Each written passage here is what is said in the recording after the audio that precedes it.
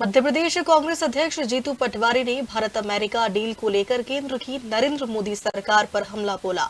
उन्होंने कहा, मोदी सरकार अमेरिका की शर्तों के आगे झुक गई है, जिसका सीधा नुकसान देश के किसानों को होगा। राजधानी भोपाल में मीडिया से चर्चा करते हुए जीतू पटवारी ने कहा कि बीजेपी सरकार ने खेती को लाभ का धंधा बनाने का वादा किया था, लेकिन आज सबसे ज्यादा आत्महत्याएं किसान ही कर रहे हैं। अमेरिका से हुई डील के बाद वहां का उत्पादन भारत आएगा और भारत का उत्पादन अमेरिका जाएगा, जहां ज्यादा टैरिफ लगाया जाएगा। यह डील किसानों के हित में नहीं है और भारत को बहुत बड़ा लाभ नरेंद्र मोदी जी की कुशाग्रता का मिलने वाला है।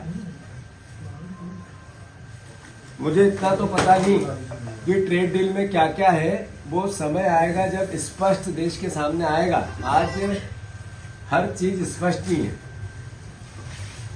पर चूंकि हमारे देश में सबसे ज्यादा पीड़ित, सबसे ज्यादा दुखी भारतीय जनता पार्टी के सरकारों से, वो चाहे केंद्र की हो चाहे राज्य की, सबसे ज्यादा ठगा हुआ अगर कोई है तो किसान, खेती करने वाला हमारा साथी है। सहयोग देखो कि अमेरिका की कृषि मंत्री ने एक बयान दिया, जो वीडियो सब दूर वायरल हो रहा है। उसमें कहा कि अमेरिका ट्रेड,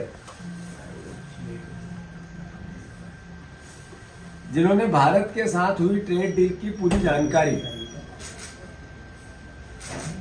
दुनिया से साझा की, अमेरिका के साथ साथ डील के बारे में जैस्मिन गिर ने कहा कि भारत की बड़ी संख्या में अपने सामानों पर जीरो टैरिफ करेगा। मतलब एग्रीकल्चर के जितने सामान हैं जो अमेरिका से आएंगे उस पर भारत जीरो टैरिफ करेगा। इसमें खेती किसानी से जुड़ी हुई बड़ी श्रृंखला है, जैसे ड्राई फ्रूट्स, फल, सब्जियां जीरो टैरिफ पर, 0% टैरिफ पर भारत में जाएगी। इसके अलावा शराब, स्प्रीट पर भी 0% टैरिफ होगा। औद्योगिक वस्तुओं पर भारत अभी करीब 13.5% टैरिफ लगाता है, ये भी 0% होने वाला है। अमेरिका से जो भी वस्तुएं यहाँ आएगी उस पर भारत 0% टैरिफ लगाएगा। इसके अलावा भारत विभिन्न कृषि उत्पाद, मैन्युफैक्चर सामान, रसायनों और चिकित्सक उपकरणों पर भी टैरिफ कम करेगा। साथ ही भारत हमेशा तेल, गैस, प्रोपेन में भी खरीदी करेगा। कोई बताएगा, देश के हमारे कृषि मंत्री हमारे ही प्रदेश के हैं, यहीं के सांसद हैं, क्रिकेट मैच करा रहे थे, जडेजा जी को ले गए थे। जब अमेरिका के कृषि मंत्री का बयान आता है तो हमारे देश का कृषि मंत्री मौन क्यों रहता है? तो जहां पर हमारी वस्तुओं पर वहां पर 18% टैरिफ के साथ चालू होगा और वहां से यहां आने वाली कृषि संबंधित कृषि मंत्री अमेरिका का ये बयान है, तो किस मायने से मोदी जी ये हार फूल पहन रहे हैं? किस तरीके से? राहुल गांधी जी ने तो पहले कहा था ट्रेड डील होगी, 100% होगी, और मोदी जी दबाव में आकर ट्रंप की बात मानेंगे। वो बात फिर एक बार सिद्ध हुई। राहुल गांधी जो पहले कहते हैं अंतोगत्वा वही सिद्ध होता है, ये एक बार हुई। पर हमारी चिंता है आज के भारत के कृषि और उससे जुड़े हुए लोगों की है, किसानों की, कि ये स्पष्ट नहीं होगा कि देश में कृषि उत्पादन की हालात बद से बदतर हो रही है, उनको किसी भी प्रकार के दाम नहीं मिल रहे हैं। हमारे मध्य प्रदेश में एक भी फसल, सिंगल वन फसल कोई एमएसपी पे नहीं खरीदी जाती, और जो बातें की जाती है, सवाल पूछे जाते हैं तो भावांतर की बातें की जाती है। एक देश के सामने जिस नरेंद्र मोदी ने, जिस बीजेपी की सरकार ने लाभ का धंधा बनाने की बात की थी एग्रीकल्चर को, सबसे ज्यादा दुनिया में आत्महत्या करने वाला किसान भारतवर्ष में आ गया। ये स्पष्ट होने लगा, ये आंकड़े हैं, आरोप नहीं है। तो ये चिंता का विषय है। मैं किसान भाइयों से आग्रह करता हूं, इस पूरी भावना को समझो अगर कृषि उत्पादन में आज आप पीड़ित हो, दुखी हो, आपकी इनकम नहीं बढ़ रही है, आपका परिवार का खर्च बढ़ रहा है, आपकी जमीनें बिक रही है, तो अमेरिका से जो डील होगी और वहां का जो उत्पादन एग्रीकल्चर के मार्केट में यहाँ आएगा या हमारा उत्पादन वहां जाने में ज्यादा टैरिफ लगाएगा अमेरिका, तो नेचुरल है, स्वाभाविक है। एक सीधा सा सामान्य बुद्धि वाला व्यक्ति भी इस बात को समझता है कि ये देश के किसानों के हित में नहीं। तो मैं कृषि मंत्री आदरणीय शिवराज सिंह चौहान से आग्रह करना चाहता हूं कि आपके जितने भी ज्ञान के जो संसाधन है उनको खोलो और देश के किसानों को बताओ, अन्यथा देश के किसानों के साथ कोई घात होगा तो आपको चैन से यहाँ 74 बंगले के घर में नहीं रहने देंगे। आपके खिलाफ आंदोलन करेगी कांग्रेस पार्टी और मध्य प्रदेश का किसान। दूसरी बात, हमारे मुख्यमंत्री आदरणीय मोहन यादव जी बहुत बुद्धिमान व्यक्ति है, बहुत समझदार मुख्यमंत्री है। उन्होंने एक रिकॉर्ड बनाया है जो शिवराज सिंह जी से भी वो आगे चले गए। जो शिवराज जी भी जिस सीमा को नहीं पकड़ पाए थे उस सीमा को हमारे मुख्यमंत्री लांघ गए।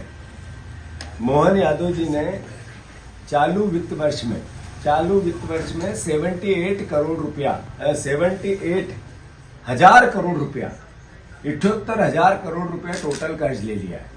अभी 5200 करोड़ रुपया जो कर्ज लिया उसके साथ इसका मतलब है कि मध्य प्रदेश के निवासियों 78,000 करोड़ रुपए को 365 दिन में डिवाइडेड कर दो, बांट दो इसको, तो 213 करोड़ रुपए रोज कर्ज लिया, 213 करोड़ रुपए रोज। और अगर इसको आप 1 घंटे में कितना कर्ज लेती है हमारी सरकार, अगर इसको और डिवाइडेशन करेंगे तो आपको समझ में आ जाएगा। मैं आप सबसे आग्रह करना चाहता हूं कि कर्ज की जब भी बात आती है तो सरकार की तरफ से उत्तर आता है कि हम सरकारी नियमों से बंधे हुए हैं, सरकार को कितना कर्ज ले सकते हैं उसकी जो जीडीपी है उसके आधार पर निर्धारित है और इसके नियम रिजर्व बैंक और भारत सरकार ने, वित्त मंत्रालय ने बना रखे हैं। मैं मध्य प्रदेश वासियों आपसे आग्रह करना चाहता हूं, हमारे बजट की साइज इसलिए बड़ी की जाती है कि हम कर्ज ले पाए, और मध्य प्रदेश में कर्ज कहां से लिया जाता है, ये भारत सरकार के संस्थानों से लिया जाता है, बैंकों से लिया जाता है, विदेशी फंडिंग अलग अलग जगह के सोर्स से लिया जाता है, रिजर्व बैंक से लिया जाता है। पहली हमारी सरकार है जो बाजार से लेती है आम आदमी से लोन। मतलब कितना दिवालियापन है इस सरकार का, और ये एक बार नहीं हो रहा है, बार बार हो रहा है। अब ये कर्ज ले रहे हैं तो चुका कैसे? स्वाभाविक है कि आपकी इनकम नहीं बढ़ रही तभी तो कर्ज लेना पड़ रहा है। आपके पास संसाधन, सोर्स, आर्थिक स्थिति सुधारने के नहीं बन रहे, तभी आपने 213 करोड़ रुपए रोज कर्ज लिया। इसका मतलब है कि मध्य प्रदेश में कर्ज चुकाने के लिए मध्य प्रदेश की संपत्तियां बेची जाती है। 101 संपत्ति 1100 करोड़ रुपए में बेच दी हमारी सरकार। अभी 13 संपत्तियां, पहले 5 संपत्तियां लाइन में लगी थी, अब 13 संपत्तियां आनन फानन बेची जा रही है। ये इसलिए बेची जा रही है कि जो ये सरकार है मोहन यादव की, ये अपनी राजनीतिक अय्याशी बनने कर रही है। इसके मंत्री करप्शन समाप्त नहीं कर रहे, भ्रष्टाचार से ये सरकार लदी हुई है। हर व्यक्ति भारतीय जनता पार्टी का प्रदेश के संसाधनों को लूटने में लगा है। मैं ये आरोप नहीं लगा रहा, ये स्वीकार किया है हमारे चीफ सेक्रेटरी। हमारे चीफ सेक्रेटरी ने कहा मुख्यमंत्री जी को नॉलेज में है कि सारे कलेक्टर चोर हैं। इसका मतलब है सिर्फ कलेक्टर तो चोर नहीं हो सकता है, वहां के जुड़े हुए सत्ताधारी दल के नेता भी हो सकते हैं। तो ये एक न्यायिक जांच का विषय है कि हमारी सरकार जो कर्ज लेती है, संपत्तियां बेचती है और उस पैसे का भ्रष्टाचार से लूट मचा देती है, तो आखिर ये कब तक मध्य प्रदेश सहन कर सकता है? आने वाले समय में मध्य प्रदेश की जैसे कंपनियां दिवालिया होती है, कहीं हमारी सरकार तो दिवालिया नहीं हो जाए। हालात ऐसे ही हैं क्योंकि हमारे मुख्यमंत्री को इकोनॉमिक्स की समझ ही नहीं। वो कोई बात करेंगे, कभी प्रयास नहीं करेंगे इस बात का कि सार्वजनिक जीवन में जो हमें काम करने का दायित्व मिलता है वो हमारे परिवार के काम करने से ज्यादा दायित्ववान होता है। इसके लिए उसकी अर्थव्यवस्था कैसे सुधरे और हम कैसे संसाधनों को सही सदुपयोग करें और कम से कम कर्ज लें या ज्यादा से ज्यादा संसाधन से एकत्रित करें, आर्थिक स्थिति सुधारें, इसके लिए कैसे प्रयास करें। आप तनख्वाहें बांटने के लिए कर्ज लेना पड़ता है। कई विभागों के आज भी 8-8 महीने की तनख्वाहें नहीं दे पा रही है। जो शिक्षक है, अतिथि शिक्षक, उनके 3-3 महीने की तनख्वाहें पेंडिंग पड़ी है और सब भ्रष्टाचार में लिप्त है। ये हमने कई बार प्रयास किया कि हमारी सरकार श्वेत पत्र लेके आए, हमारी सरकार आर्थिक रूप से कैसे समृद्ध हो मध्य प्रदेश, इसके लिए कोई राजनीतिक और इकोनॉमिस्ट की समिति बनाए और इस पर गहन चिंतन करें सकारात्मक रूप से। हमारे विपक्ष के दल के नेता को भी बुलाएं।